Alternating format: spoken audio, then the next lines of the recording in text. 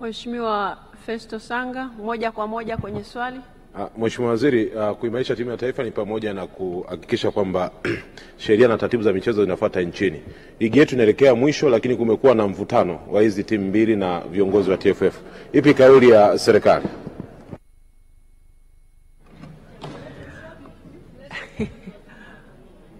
Mheshimiwa Establaya, unataka kumsaidia kujibu Mheshimiwa Naibu Waziri? Mheshimiwa Naibu Waziri, majibu.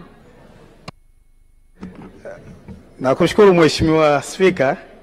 Kama ambavyo unafahamu, shughuli za mchezo wa mpira wa miguu zina mamlaka zake za kimataifa na za kitaifa, na tumekuwa tukisisitizwa mara kwa mara serikali kutoingilia moja kwa moja uendeshaji wa shughuli hizo ili kuepuka kuja pengine hata kufungiwa na FIFA katika nyakati hizi ambapo kitakwimu nchi yetu inafanya vizuri sana katika uendeshaji wa shughuli za mpira wa miguu. Mamlaka za uendeshaji na usimamizi wa shughuli za mpira wa miguu nchi hii ni TFF ambayo ni shirikisho la mpira wa miguu nchini, lakini pia na bodi ya ligi kuu ambazo serikali hata taarifa ambazo tunazitoa hapa tuna rely kwenye taarifa tunazopata kutoka kwao. Kuhusu mchezo anaosema, tunafuatilia kwa karibu jinsi ambavyo mgogoro huu unaendelea kutatuliwa, lakini huku tukijaribu kwa kiwango kikubwa kabisa kutoingilia moja kwa moja maamuzi ya TFF na bodi ya ligi. Lakini tumekuwa tukifuatilia kwa karibu, eyes on hands off, huku tukisisitiza TFF na bodi ya ligi kufuata na kutekeleza kanuni na sheria ambazo wamejiwekea za uendeshaji wa mpira wa miguu. Kwa hivyo kifupi kabisa ni kwamba tunafuatilia jambo hili, lakini tukihakikisha kwamba hatuingilii moja kwa moja na kupelekea nchi yetu kufungiwa kwa vile mchezo wa mpira wa miguu unajiendesha wenyewe. Asante.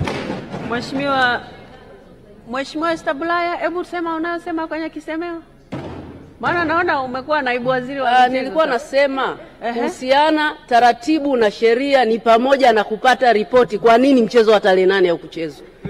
Sasa wewe ndio ulikuwa unakataza ushabiki. Sasa hapo unataka ushabiki. Haya, wa Simba anayetaka kumjibu. Esther Matiko, mjibu. Nashukuru Mheshimiwa Spika. Kama alivyojibu naibu waziri, lazima tuheshimu kanuni ambazo zinaguide mchezo wa mpira wa miguu tuweze kukuza vipaji, tusiweke ushabiki.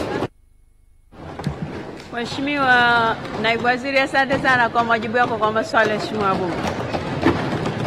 Mheshimiwa Bunge, Wizara ya Kilimo.